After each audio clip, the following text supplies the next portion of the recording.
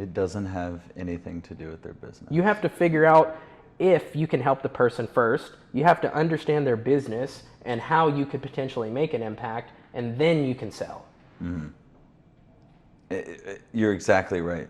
And we're all guilty of the overselling to some degree, especially when you're a partner, a co-founder, a solopreneur, right? A photographer, a videographer, For sure. right? The one man, one woman show to a small team, anything. When it starts to become you start to care a little bit more.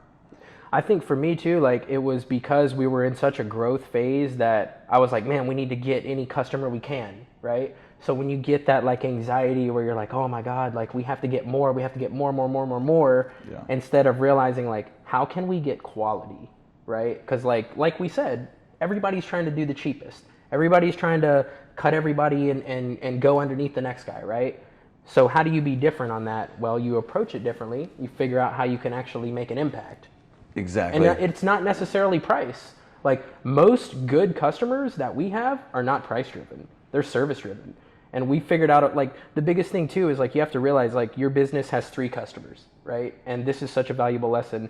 You have to figure out the needs of those 3 customers. It's your clients, it's your employees, and for me it's drivers too, right? Because we have drivers that we work with in-house and just owner-operators. For the people that may not understand that term, they're like independent contractors who own their own authority that we contract on to pick up our stuff, right?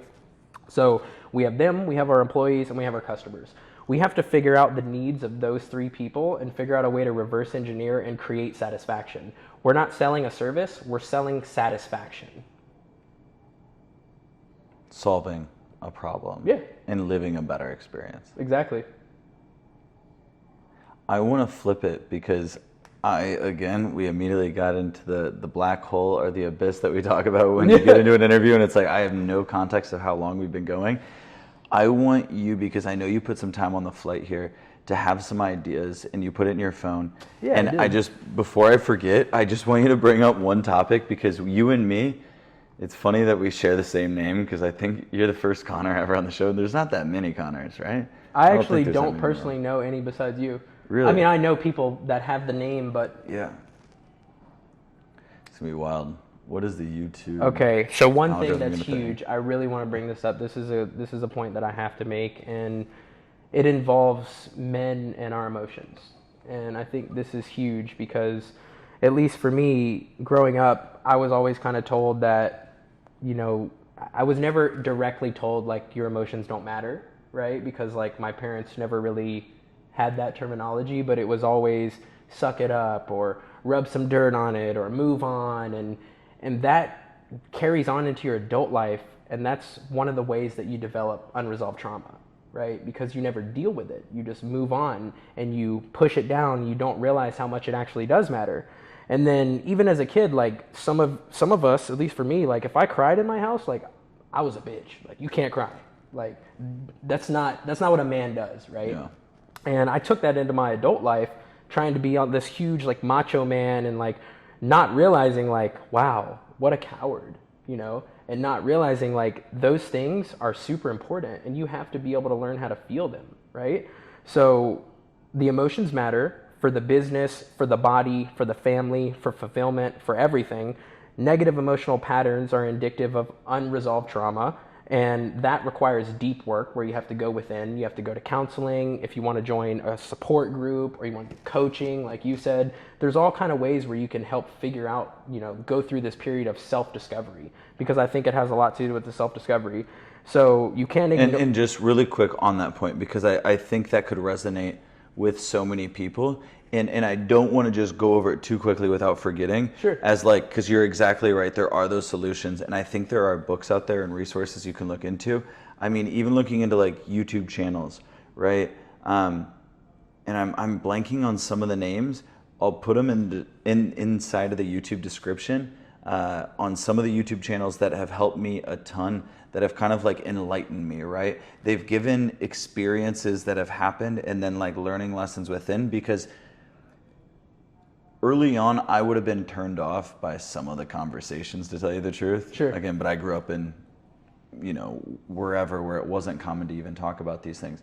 We care about these things now. And I'm saying regardless of that level, the information's out there and it's free. You just have to start, and then you kind of get into the rabbit hole.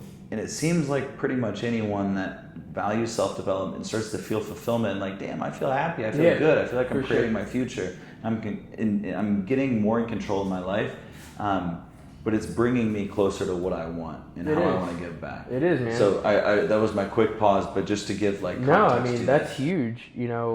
The self-discovery is everything, right? And it's like I said before, when I grew up, I had this identity issue where I didn't know who I was. I had only known all of these things I was told and what I was supposed to do, and I was told how I felt. So I didn't even understand my emotions, right?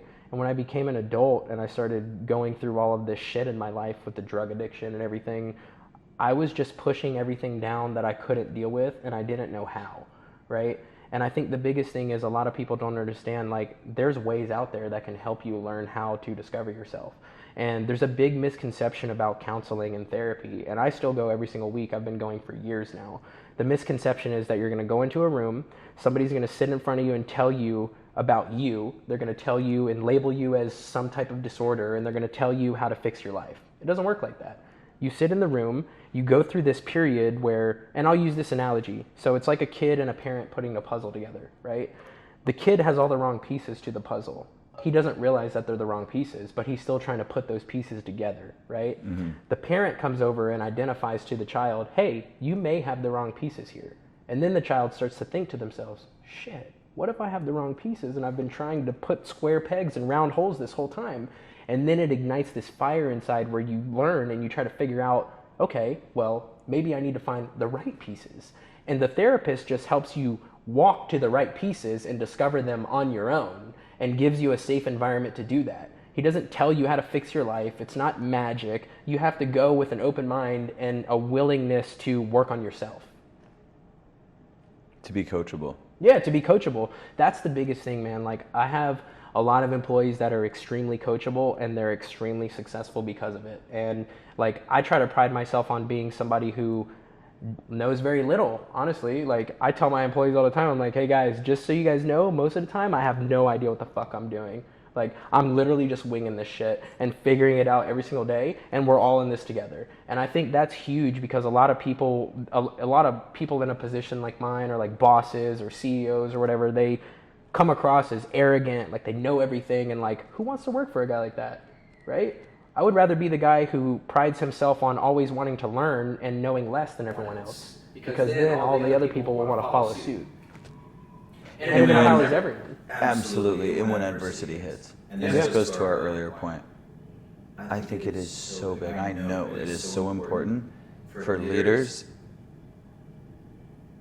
aka influential people, which is just leadership 101, is to be able to deal with adversity, right? And when you have a team under you, whether you manage a Foot Locker and you have 15 part-time employees, 2 full-time, I don't even know if you have full-time, right? Like, because I worked retail and I think about all these different levels, they all still apply though, that it's, do you actually care? And are you going to, are you going to show up? But how much do you value it too, right? That, and then like what I see a lot too, and I'll just speak like to the business side of this, I see a lot of employers who are focusing on their employees' weaknesses, and that's a huge, it's simply just wrong, right? Because here's the thing, weaknesses never develop into strengths, strengths develop infinitely, right? So I'm playing off the employee's strengths all the time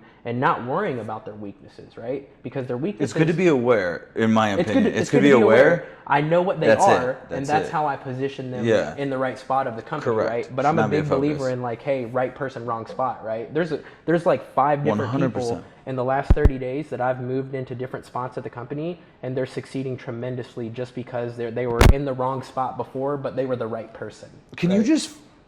It blows my mind. How many employees do you have under you? How many people do you manage just throughout 62. your 62? Yes. And doing that at 28 years old, through that transition that you talked about earlier, what enabled you to get past that initial, like, dude, this guy's younger than me? Yeah. I wouldn't like it. A lot of humility, you know. Why do they trust you, though? Like, what Because were I'm there things that vulnerable. you did that you went out of your way? Like, was it in the, you know, the break room? It's the vulnerability. I mean, At work? At work. You just be walking around? In the workplace, on the side. I mean, over the course of the last 2 years, I've had hundreds of parking lot talks with employees after work where my wife's calling me 17 times, like, where the fuck are you? And I'm Damn. sitting there in the parking lot for 3 hours with an employee who's going through something in their life that's trickling into the business and affecting it, right? And for me, like, I make myself so available, and like I make it so known that there's no judgment, that I think all of my employees feel comfortable talking to me about things in their life and things in the business, and they realize, like, whatever you tell me stays here. It doesn't affect how I view you as an employee, right? Like, if it's something that's affecting the business and I can help you in your life, I'm gonna do that, right? Yeah. If it's something where you're like, hey, I just don't think I can do this job, but I'd like to do this, I'm gonna help you with that too.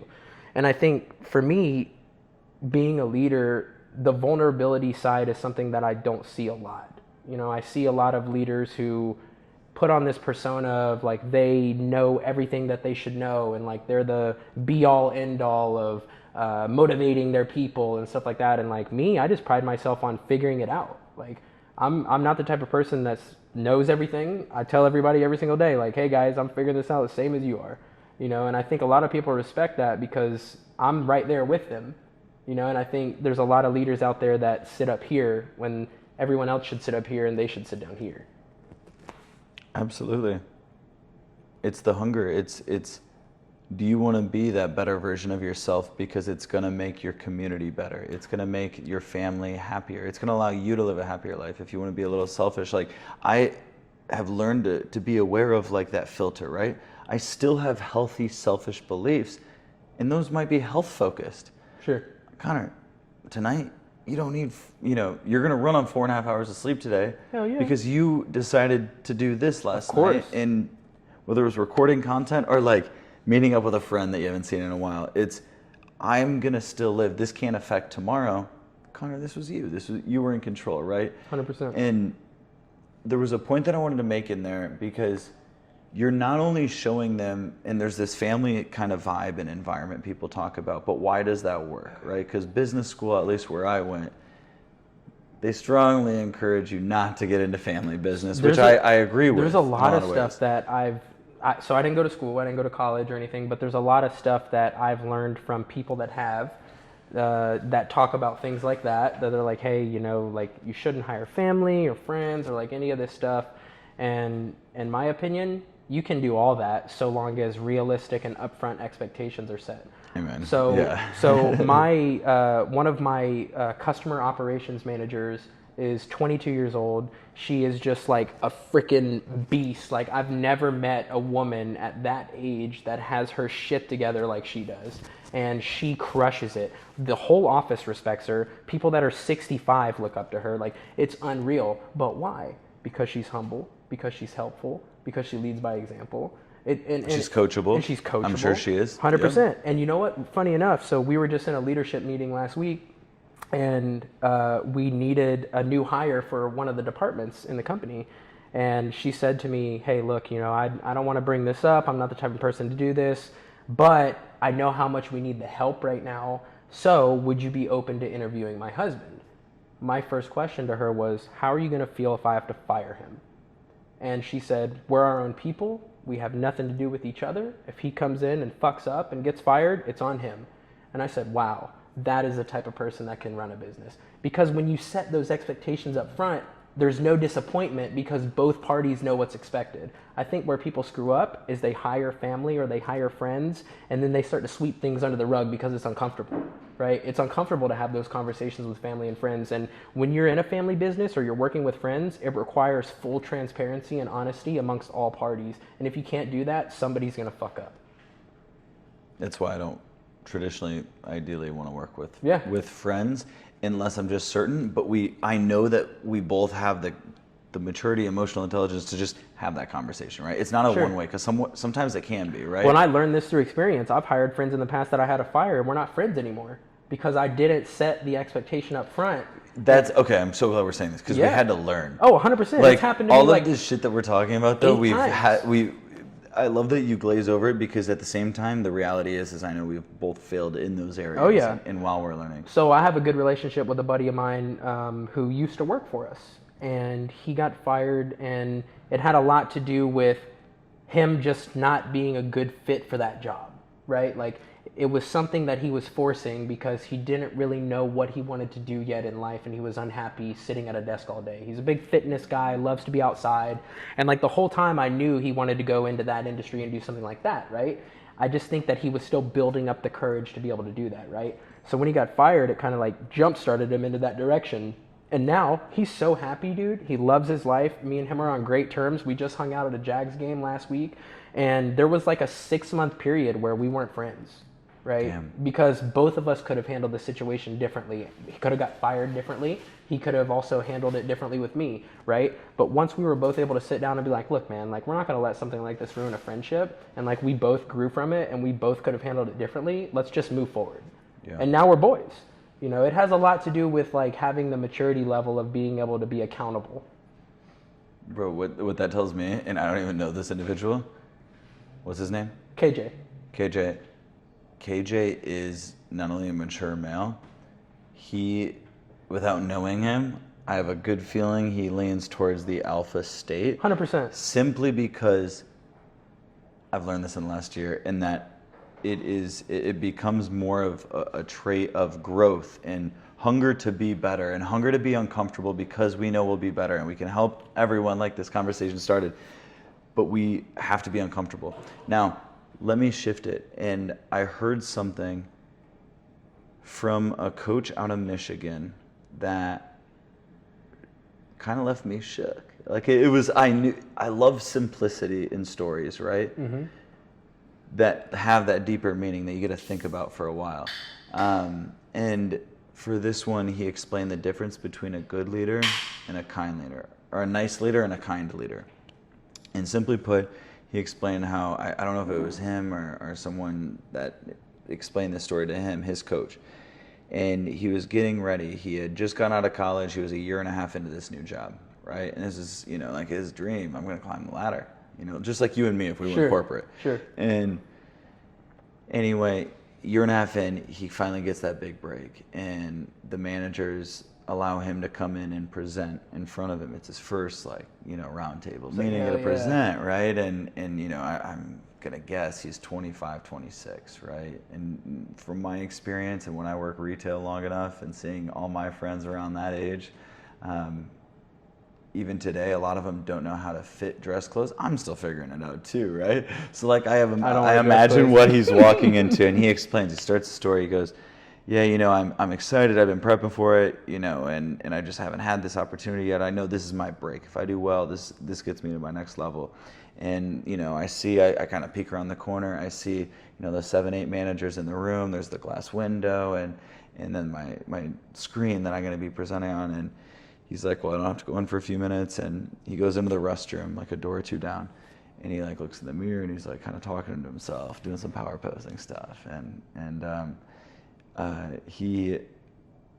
He's getting in the zone and he knows it, and he goes to blow his nose. He knows he's spot on, and he goes, grabs doorknob, walks out of the door. Right now he's pretty close, and he goes to put his hand on the door to walk in. Right, it's time. He's been watching his watch, and as he puts his hand on the door to walk into that conference room for one of the biggest meetings he's ever felt in his life, in that moment, it's the biggest meeting he's ever going to have in his life. Right. He has a touch on his shoulder, and it's unexpected. He looks over, and it's his direct manager, and he knew him fairly well. And his manager asked him, and he looked down at him, and he goes, is it okay if I tell you something that might make us both feel uncomfortable, but might make us both feel better at the same time, right? Something along these lines, or something that I think both of us need to hear. And you know, obviously confused, probably build some curiosity. He goes, yeah, like obviously. And he goes, you have snot on your nose, or on your tie, on your necktie, right? So when he blew his nose, he got snot on his tie. He's all pumped, like looking at himself in the mirror, right? Goes in, and I guess it was like, it was a mess. And he told them this, and not only was he embarrassed, and his face got red, and he didn't know how to expect it. He had never had his manager do anything like that, right? But the difference is, and the lesson here is, the best leaders in the world are kind, they're not nice. 98% of the world is nice, right? If you see that person with snot on their tie at the mall, you're not gonna say anything because you don't know them. Like they're doing their thing. They probably know about it. Someone else will tell them they have family, whatever. They'll get home tonight. They'll see it in the mirror. Hopefully they dry clean. Dude, that's a great analogy. The reality is quality leaders.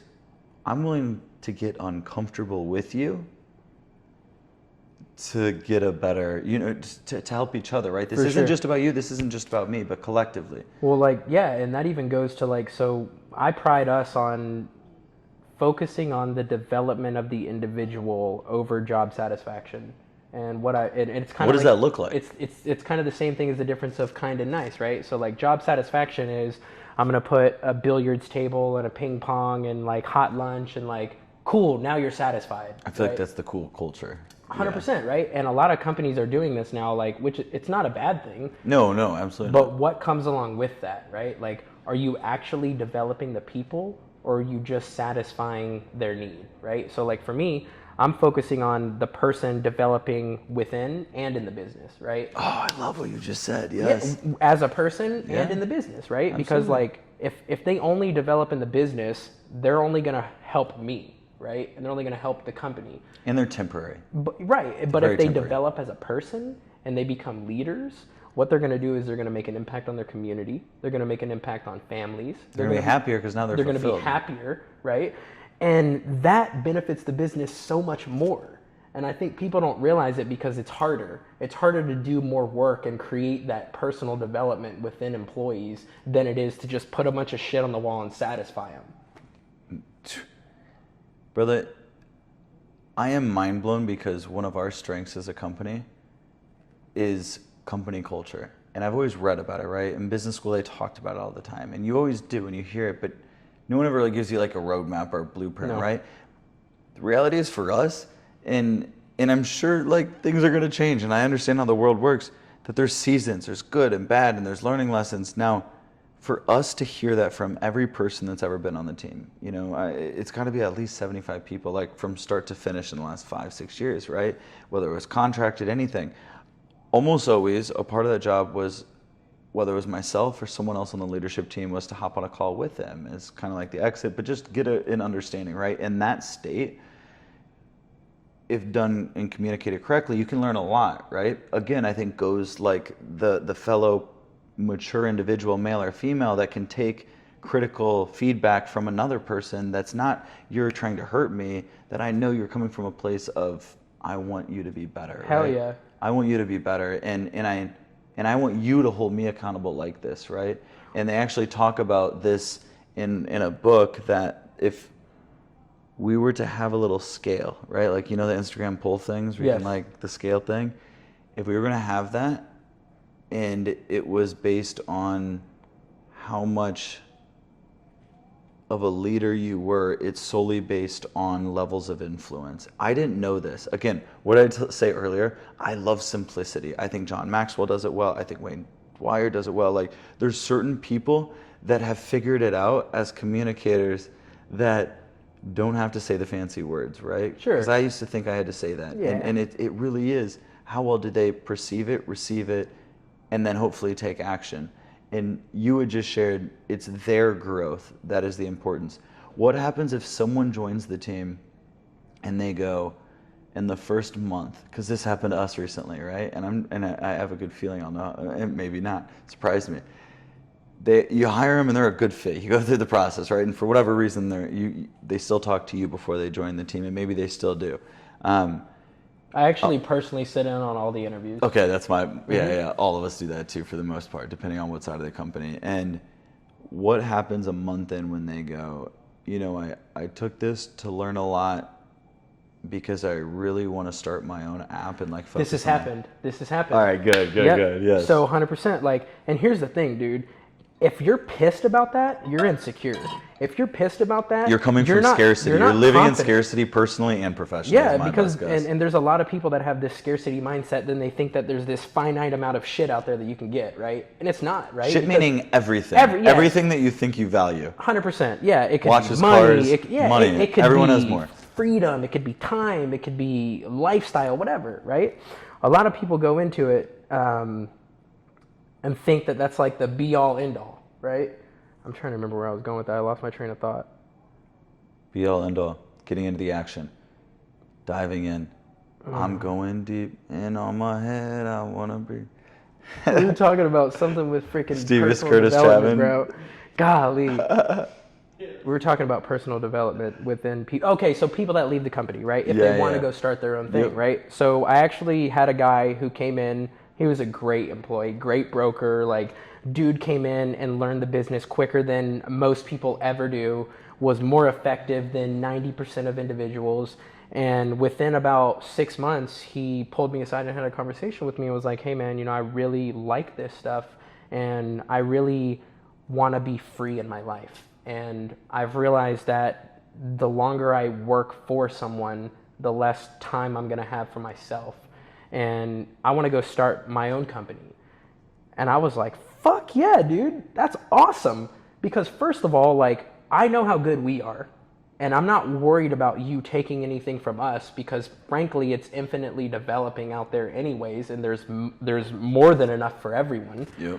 And if I can help you start your own thing and you become successful, who's to say that we won't work together down the road, right? Who's to say that you won't have a need that we can fulfill or we have a need that you can fulfill, right? And I think a lot, like I said, a lot of that comes from insecurity and feeling like, hey man, I'm not confident in what we're doing here and like this guy might have stole information and like, dude, there's people that have left that I forgot to turn off their credentials for like a month because I just didn't give a shit because I know that they're not going to be able to beat us and I'm not insecure about our company. And we empower those people to go do that. Like, and one of the biggest things I see in our industry is non-competes, right? Non-competes are locking people into years of not being able to work at another brokerage, right? So like I would call our company the main part of brokerage. So a lot of people come in, they sign these non-competes where it's like 12 months non-compete, you quit here, like you can't even go sell in the industry or anything. You got to work in an entirely different field. Well, where does that come from? Insecurity. It comes from you not being confident in your company's process for acquiring new business and keeping it, right? Because if you were that confident, you would realize like that person going out and selling for another business isn't going to hurt you, right? It's only going to help the growth of the entire industry. And it's going to help that person develop even more. And maybe later on, like I said, you do something together. I mean, dude, I see it all the time. I see plenty of people who, oh man, you don't want to work for me? Well, you're going to fail. It's like, why the fuck would you wish that on anyone? Like, dude, here's the thing too. I want people to say that shit to me. All of these entrepreneurs, that's the fuel. What happened to most of them? They worked for somebody at some point. And you know what happened? They realized they didn't want to do that. So they started their own thing. So who the fuck are you to tell someone that they can't do what you did? That's crazy.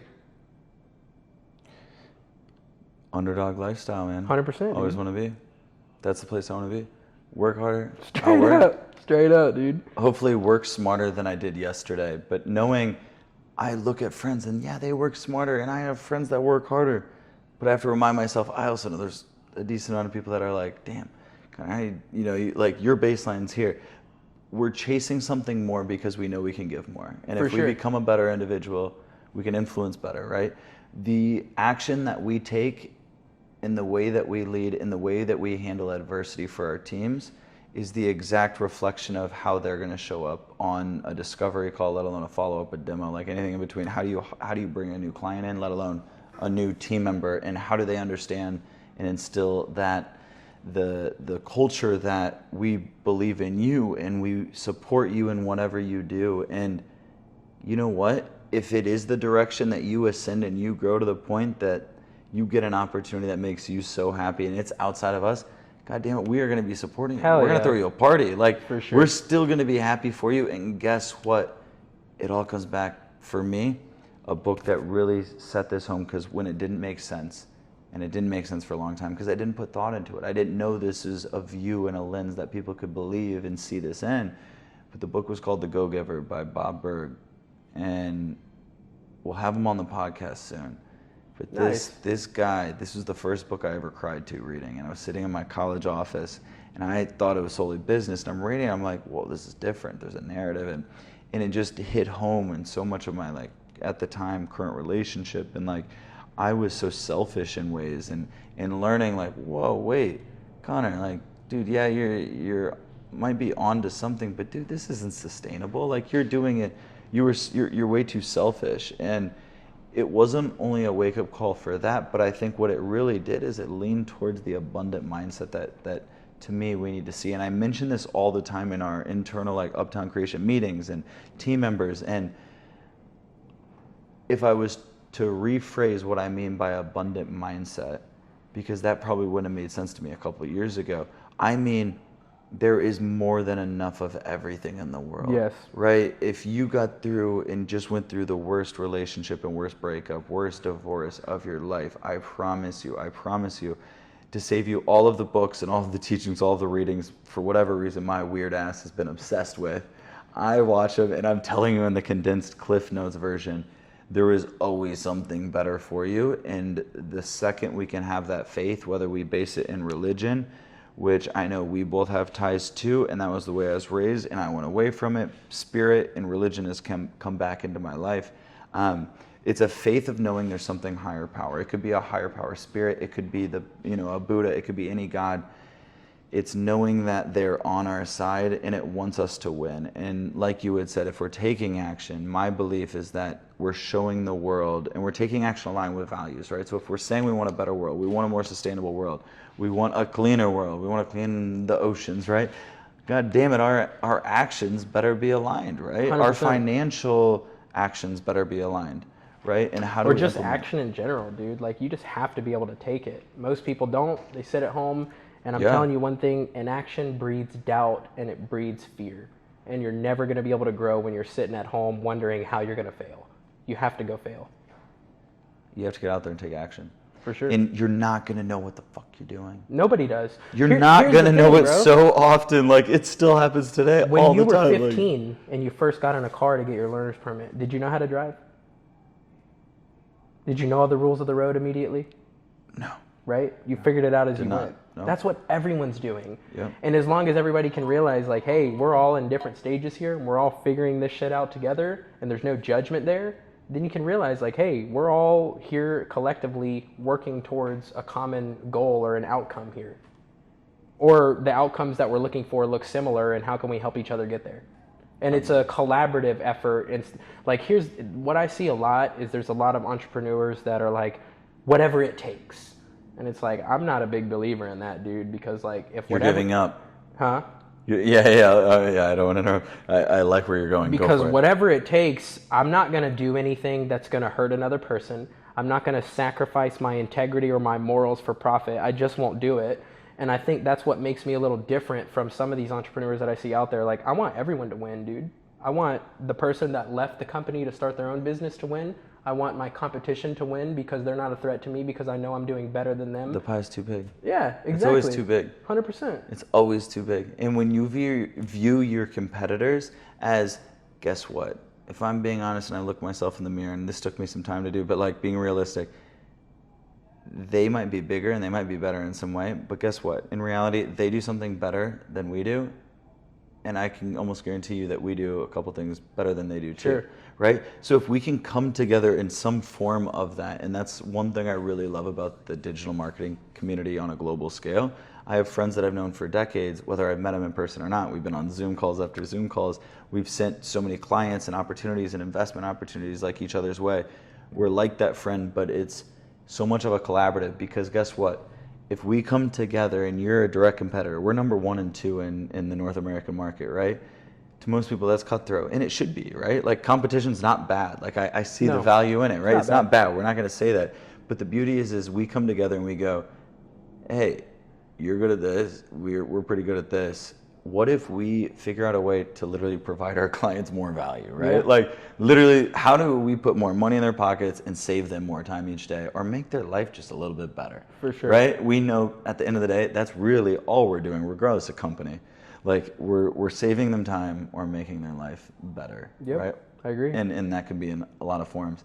Now, before we start wrapping things up, because what I'm realizing right now is we need to have, I think we're gonna have like multiple interviews throughout this weekend, because these conversations just flow too well in your storytelling capabilities. I'm learning a ton. And I I'm have a still good feeling figuring all other this people shit is. out, honestly. I'm not great at anything. I'm learning every day, man. Like, I just want to make sure that everybody realizes that I was not always this way, right? And it took a long time for me to become this way. It took a lot of sacrifices. It took a lot of failures. It took a lot of late nights, early mornings. It took a lot of me thinking I wanted something and realizing that I didn't, giving up temporary things for long-term goals. There's a lot of work. What is the one thing out of all that, though? If you could just say one thing that was maybe the little light at the end of the tunnel, even when you didn't know it was there, that was the one thing you kept going after. What was that one thing that pulled you through all of it, though? I wanted to build something big enough where it would allow me to make a dramatic enough impact on the world where I would leave a footprint of positivity and a legacy. And that's something that keeps me going every single day.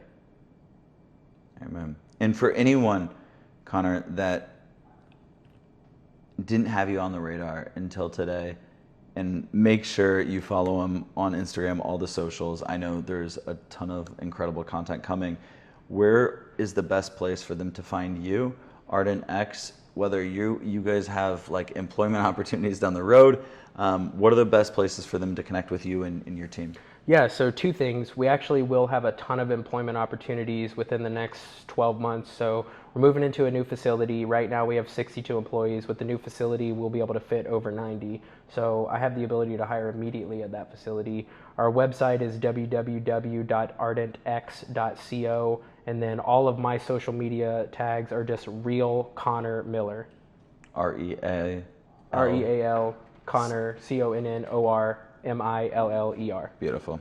Beautiful. And I only say that because I realized listening yours to is the spelled podcast. different? Yeah. Well, no. And because anyone listening in, they don't know. Thank you so much for tuning in. There is more hot fire value from people I look up to, people that I am just meeting, people that I know are here to provide value. And that is the goal. That is the context. These are influential individuals. Every Tuesday, we are dropping a new episode. I hope you see the value that continues to improve. And thank you, brother. This was a good one. Thank you. Let's go.